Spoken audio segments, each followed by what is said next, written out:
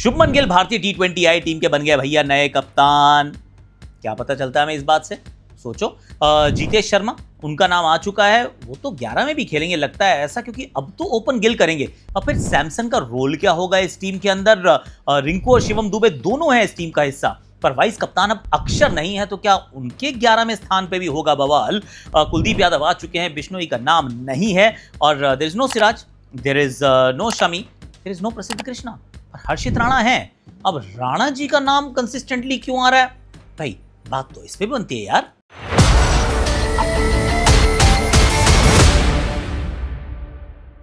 Hashtag Akashvani में आप सभी का हाथ जोड़ के स्वागत है। कैसे हैं आप? आई रियली होप कि आप अच्छे होंगे और अच्छे से स्वस्थ होंगे, बड़ा बढ़िया काम कर रहे होंगे। और मुंबई वाला थोड़ा सेफ रहो यार। मैं एक्चुअली दिल्ली में, और बाय द टाइम आप ये देखें हो सकता है आई विल बी इन दी, नहीं मैं लैंड करना होपफुली लैंड कर चुका हूँ, क्योंकि भाड़ा रखिए भाई, रेड अलर्ट पे है, तो I really hope my flight lands भैया। बिल्कुल बिल्कुल, जय श्री राम, जय, बचा के पहुंचा देना बस एक बार अच्छे से। अब एक एक करके एक्चुअली हम जो पढ़ते हैं ना उनको हटाएंगे और वील ट्राई एंड एनालाइज कि ये पूरी सिलेक्शन का जो प्रोसेस रहा ये हमें क्या बताता है, क्या दर्शाता है, किसके बारे में क्या कहता है, और इज देयर अ फिलॉसफी जिसके ऊपर there is a complete buy in. और बाय द वे, अगर अभी तक आपने टेलीग्राम का मेरा चैनल फॉलो नहीं किया तो अभी के अभी कर लो फट से। सिर्फ इतनी सी मेरी आपसे रिक्वेस्ट है, और उसके बाद अपन फिर चर्चा करेंगे। Okay, let's start with Shubman Gill the vice captain. कई चीज़ें इससे पता चलती हैं।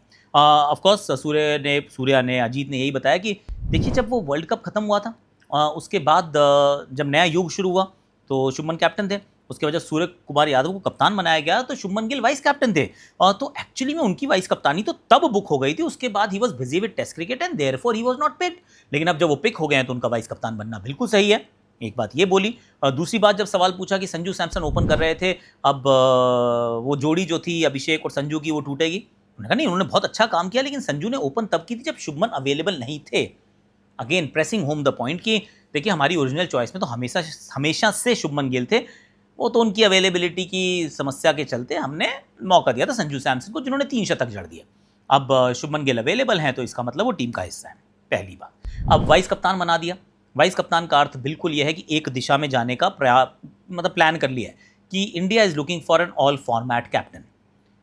मतलब ऐसा लग रहा था कि शायद हम उस तरफ ना जाएं, टेस्ट के तो कप्तान हैं, ओडीआई की कप्तानी भी सूनर और लेटर मिली जाएगी, और T20 में लग रहा था कि शायद ये कप्तानी इनको नहीं मिलेगी, हो सकता है टीम का हिस्सा भी ना हो, क्योंकि अगर मैन टू मैन मार्किंग करके देखो तो लगता है कि शायद यशस्वी जायसवाल के आंकड़े जो हैं वो T20 अंतर्राष्ट्रीय स्तर पर इनसे बेहतर हैं, और लगता भी है कि टीम की फिलॉसफी जो लप्पे मारने की है, धमाधम खेलने की है, he fits into that scheme of things and not so much for Shubman. पर सेलेक्टर्स ने कह दिया ना, देखिए Shubman Gill is the next superstar, he is already a superstar, but next तो मतलब भारतीय क्रिकेट अब इनके कंधों पर रखी जा रही है कि भैया आप चलो, या फिर भारतीय क्रिकेट इनको कंधों पे उठा रहा है कि we really want you to do well and be the face of Indian cricket.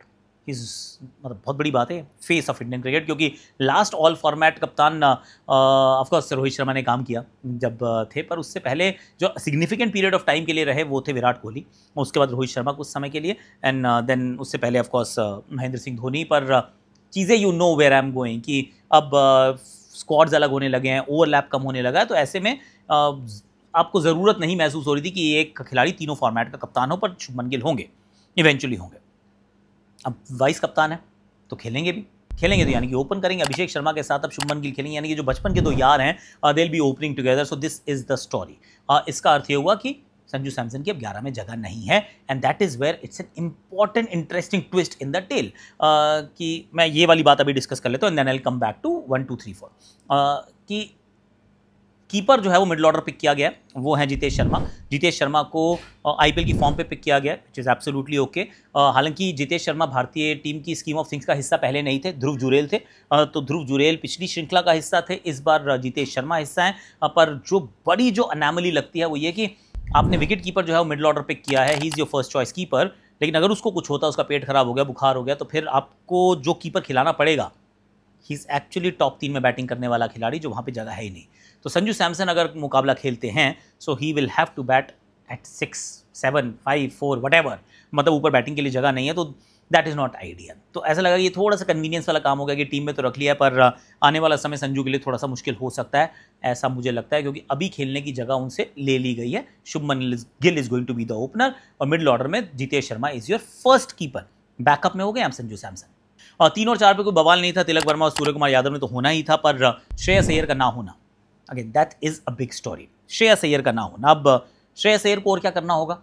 Sir इससे ज़्यादा क्या ही कर सकते हो जो आपने कर दिया ऑलरेडी। 650 रन का आपने आईपीएल का सीज़न मार दिया, आपने टीम को फाइनल पहुंचा दिया, आपने सईद मुश्ताक अली ट्रॉफी में रन बना दिया, आपने रणजी भी खेल ली, आपने सब कुछ कर लिया, आपने चैंपियंस ट्रॉफी जितवा दी। That's all you can do as a human being. और ये वाली बात एक्नॉलेज भी की है अजीत अगरकर ने कि भैया आप कर लिया जो कर सकते थे, पर किसको ड्रॉप करूँ मैं? उनकी सोच ये थी कि भैया हम ना खिलाड़ियों को सिर्फ उनकी खेल की प्रतिभा के अनुसार पिक नहीं कर रहे हैं, हम उनको स्लॉट के हिसाब से भी पिक कर रहे हैं, कौन कहाँ बैटिंग करता है। और मेरे पास जब 3 और 4 पे जगह नहीं है तो मैं कितना भी अच्छा खिलाड़ी बाहर क्यों ना बैठा हूँ, मैं उसको नहीं खिला सकता हूँ, मैं उसको टीम में नहीं ला सकता हूँ। सो मच सो कि 5 जो रिजर्व्स हैं उसमें भी श्रेयस का नाम नहीं है, and that is surprising.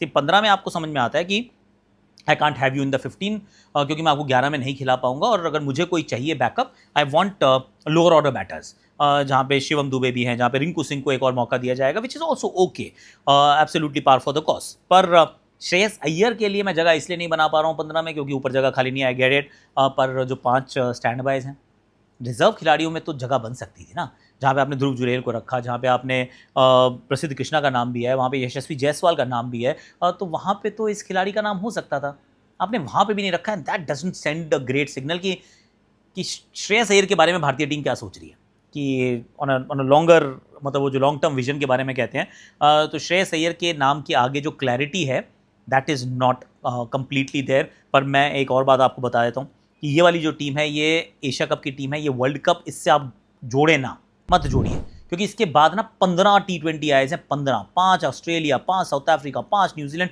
15 T20 आयज में ना दुनिया बदल जाती है। 15-20 T20 आयज बहुत होते हैं, बहुत लंबा टाइम पीरियड है जिसमें क्योंकि श्रेयस वनडे खेलते रहेंगे, वनडे में अगर वो रन बनाते रहेंगे तो I am telling you sooner और लेटर श्रेयस अय्यर टीम का हिस्सा होंगे। और मुझे तो I have a strong feeling कि श्रेयस अय्यर भारतीय टीम का हिस्सा होंगे जब T20 वर्ल्ड कप भारतीय टीम खेल रही होगी। तो दैट्स व्हाट आई फील। क्या इस समय थोड़ा अनफेयर हुआ है? यस, मुझे लगता है उनको रख सकते थे टीम में और फिर थोड़ा सा बैटिंग ऑर्डर में उठापटक होती, पर सेलेक्टर्स थॉट अदरवाइज। अब इसके बाद जो तीसरी कहानी है वो ऑफकोर्स मैं जीतेश और संजू की बात मैं ऑलरेडी कर चुका हूँ। शिवम दुबे और रिंकू सिंह दोनों को फिनिशर्स के रूप में रखा है। शिवम दुबे का प्रदर्शन एक्चुअली इंग्लैंड के खिलाफ अच्छा रहा था, और माय बैड कि मैंने उतना तवज्जो नहीं दिया उस बात को जब मैं अपनी टीम पिक कर रहा था। रिंकू को मुझे लग रहा था कि 50-50 है, पर शिवम दुबे का प्रदर्शन बेहतर था, तो उनका वहाँ होना हैरानी नहीं है। थोड़ा नीचे तक बैटिंग कर सकते हैं।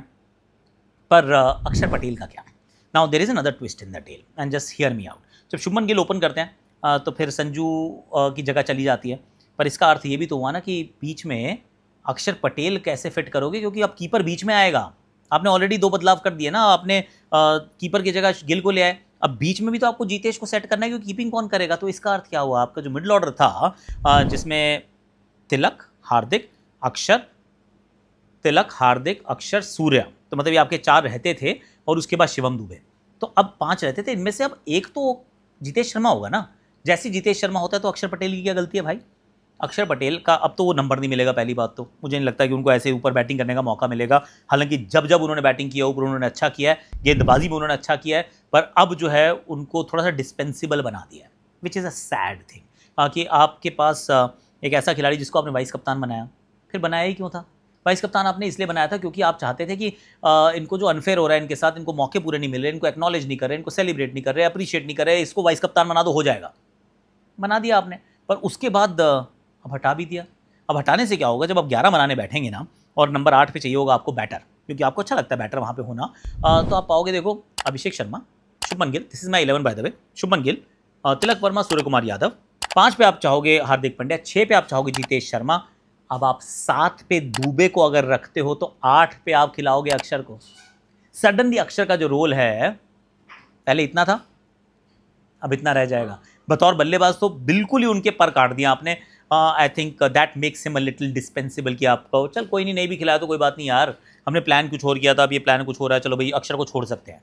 वाइस कप्तान थे तो उनको छोड़ नहीं सकते थे आप। तो बापू के साथ मुझे लगता है कि थोड़ा सा हार्श ट्रीटमेंट हो गया है। हमेशा अच्छा करता है, विश्व कप जिताया था इसने, भूलिए मत, विश्व कप जिताया था इसने, और IPL भी बहुत बढ़िया किया है इसने दिल्ली के लिए।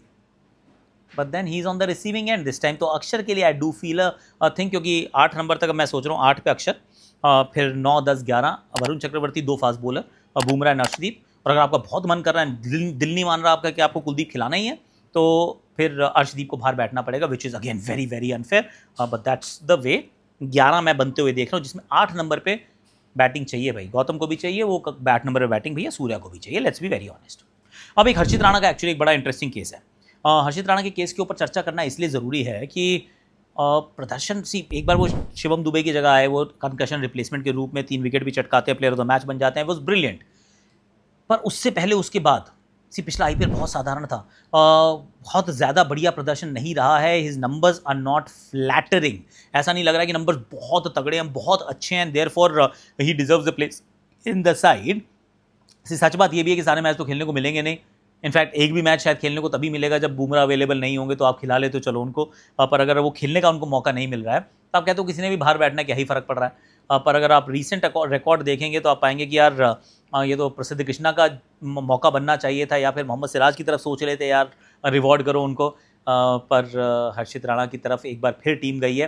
But again I am going to tell you one more thing कि एंड वन मोर टाइम कि ये it is not set in stone, ये आपको उस दिशा में तो ले जा रहे हैं, पर by the time the world cup comes you will find कि आपको इन सवालों के जवाब देने पड़ेंगे कि कौन आपका स्पिनर है, कौन आपके 3 पेसर्स हैं, उसके अंदर अब शिवम दुबे और रिंकू का क्या रोल है, क्योंकि अभी आपको ये था कि नहीं यार हम एक और स्पिनर लेने की जगह, वॉशी सुंदर का नाम नहीं है ना, वॉशिंगटन सुंदर का नाम यहाँ हो सकता था, उनका नाम लेने की जगह आपने कहा नहीं I want Rinku as a backup batter, मेरे पास स्पिनर ऑलरेडी हो गए हैं, अक्षर है, वरुण है और कुलदीप है, तीनों को शायद मैं नहीं खिला पाऊंगा, लेकिन अगर तीनों खेलते हैं तो आपको लगता है मेरे पास एक चौथा भी होना चाहिए था विकल्प।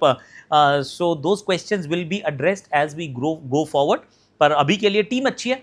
एक चीज़ का मैं एक्चुअली तारीफ करूँगा सेलेक्टर्स की कि 15 लोगों का स्क्वाड किया है, ये अगर 18 का करते तो कॉप आउट है, तो पड़ोसियों ने किया 17 बना दो, 18 बना दो, पहले ऐसे ही होता था, अजीत अगरकर की कमेटी में ऐसा नहीं होता, they stick to 15। We may agree we may disagree, हम कितना भी उस बात के ऊपर तबसरा कर लें कि ये अच्छा नहीं है, ये गलत है, इसको मौका मिलना चाहिए था, वो गलत हुआ है, we are entitled to our opinions, but जो मुश्किल काम है वो ये कर रहे हैं कि भैया 15, आई विल स्टिक टू 15, क्योंकि जब वर्ल्ड कप जाऊंगा तो 15 ही चाहिए होंगे, I don't need more, and that I think is commendable. Cop out नहीं है, वो शॉर्टकट नहीं मार रहा, बंदा कह रहा है मैं 15 से चलूंगा, देखी जाएगी, हो सकता है इस 15 में से जब तक वर्ल्ड कप आता है 3 लोग और चेंज हो जाएं, पर I want to be in that line with that direction. Last but not the least, Shubman Gill के खेलने के अंदाज पे अब ज़रा ज़्यादा गौर तलब करना होगा, क्योंकि ये टीम जो है ये सब धमाकेदार तोड़म फोड़ क्रिकेट खेलते हैं, शुभमन गिल के पास काबिलियत है, पर he is more of a stable batter, तो वो किस प्रकार से इस नई T20 फिलॉसफी में फिट बैठते हैं, ये एक देखने योग्य बात ज़रूर होगी, and we will keep a close eye as always. आज के लिए अभी के लिए इतना ही है, do like share subscribe comment notification घंटी बजा दो, बजा दो, बजा दो, बजा दो, बजा दो, बजा दो, मंदिर में भी बजाते हो ना, बजा दो, घंटी बजाने से अच्छा ही होता है, बढ़िया होता है।